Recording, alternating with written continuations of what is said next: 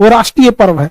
26 जनवरी के दिन किसी को कुछ नहीं करना है, याद रखिए आप लोग, ये राष्ट्रीय पर्व है, ये दिन राष्ट्र के लिए समर्पित होना चाहिए। आप अपना गणतंत्र दिवस मनाएं, कहीं पे भी देखिए इस समय समस्या समझिए क्या होता है कि किसी भी राज्य में, अगर दिल्ली की बात करेंगे तो पूरा प्रशासन प्रधानमंत्री और राष्ट्रपति में लगा होता है, और किसी भी राज्य की बात करेंगे तो उस दिन गवर्नर का, मुख्यमंत्री का भाषण होता है। तो पूरी सुरक्षा व्यवस्था, पटना की बात करेंगे तो कल पूरा पटना का डीएम, एसपी, एसएसपी, पूरा महकमा इन लोग की सुरक्षा में लगा रहेगा।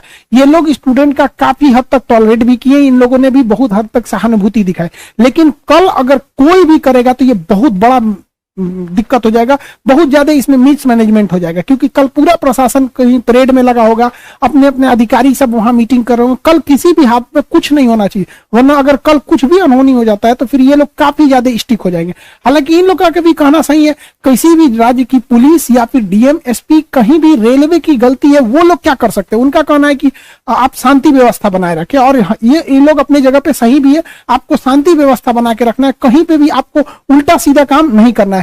खास करके 26 जनवरी जैसे कभी भी ऐसे त्योहारों के दिन कोई भी प्रोटेस्ट होता है तो वो हमेशा उग्र रूप ले लेता है, इस सब चीजों से बचिएगा। देखिए इसके लिए जिम्मेदार कौन है? तो आरआरबी जिम्मेदार है। ये इतना बचकाना हरकत कर रहा है जिसका कोई हद नहीं। इस हिंसा के पीछे सबसे बड़ा कारण है तो आरआरबी। हुआ क्या कि कल की मतलब 24 तारीख को पटना राजेंद्र नगर पे एनटीपीसी के लड़के प्रोटेस्ट कर रहे थे कि हमारे साथ धोखा हुआ है। उनके प्रोटेस्ट को सुनने के बजाय रेलवे ने क्या किया, ग्रुप डी वालों को कह दिया कि तुमको CBT 2 यानी मेंस देना होगा। बताइए, अगर कोई लड़का कह रहा है कि हमको 4 ठो रसगुल्ला चाहिए तो आप 4 ठो दीजिए या फिर उसको शांत कराइए। रेलवे ने क्या किया कि बचा हुआ भी ले लिया उसको, किसी को 2 रसगुल्ला छोटे बच्चे को दिए और कह रहा है कि नहीं 2 नहीं चाहिए, हमको 4 ठो चाहिए, और उसका दोनों छीन लेंगे तो बवाल होगा।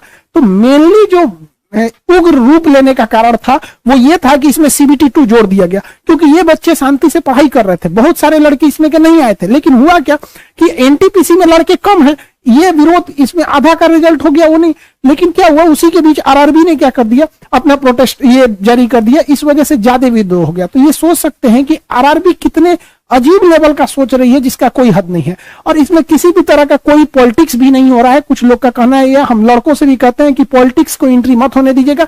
अब तक किसी भी प्रोटेस्ट में सारे लोगों ने आरआरबी की गलती किया, किसी ने रेल मंत्री साहब को बोला भी नहीं और ना ही प्रधानमंत्री को बोला। हालांकि रेल मंत्री जी बहुत सुलझे हुए इंसान है, ये बच्चों के पेपर में ही ज्यादा रहते हैं, लेकिन आरआरबी वाले बच्चों की बात ही वहां नहीं पहुंचने दे रहा है। तो इन आपसे भी कहते हैं, एक बार बच्चों से भी मिलिए, बात कीजिए। आरआरबी वाला खुद ही गलती की, आपको गलत ही बताएगा वहां पर।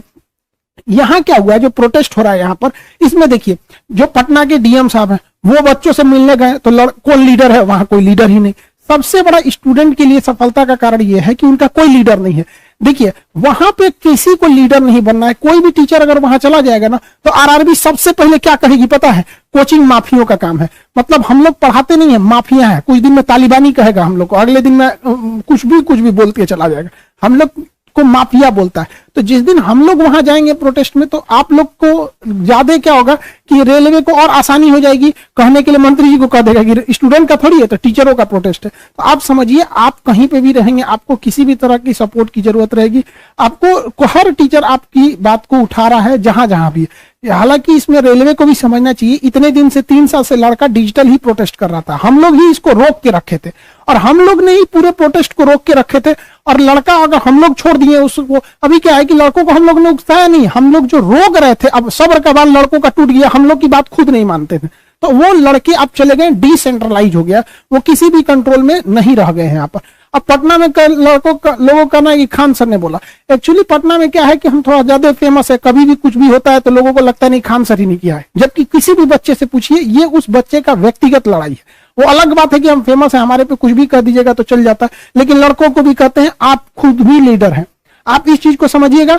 सबसे बड़ा प्रॉब्लम, अगर कोई एक व्यक्ति अगर आपका लीडर रहेगा ना तो रेलवे वाले उसको तोड़ फोड़ के मिला लेंगे, कैसे भी उसको दबा देंगे, पूरा आंदोलन खत्म हो जाएगा। लेकिन जब तक स्टूडेंट रहेंगे तब तक कोई भी मतलब बीच में नहीं आना चाहिए। स्टूडेंट को भी सोचना चाहिए, वरना ये लोग तो 2 मिनट में कहेंगे कि कोचिंग माफियों का हाल है। हालांकि रेलवे का भी खुद जवाब आया था कि स्टूडेंट का नहीं, ये टीचरों का प्रोटेस्ट है। तो आप भी समझिए, ये टीचर्स का नहीं बल्कि स्टूडेंट का। स्टूडेंट जो गलती कर रहे हैं, हम आपको 20 बार समझा रहे हैं, अगर आप हिंसा करेंगे तो कोई आपके साथ नहीं आ पाएगा। इसलिए समझिए बाबू, हिंसा नहीं करना है। आरा के पास ट्रेन को ऐसे लगा दिया गया, उसकी बोगी में एक आग लग गई।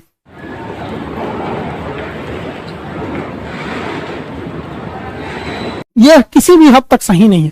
ट्रेन की पटरी को उखाड़ना ये किसी भी हद तक ये जायज नहीं है।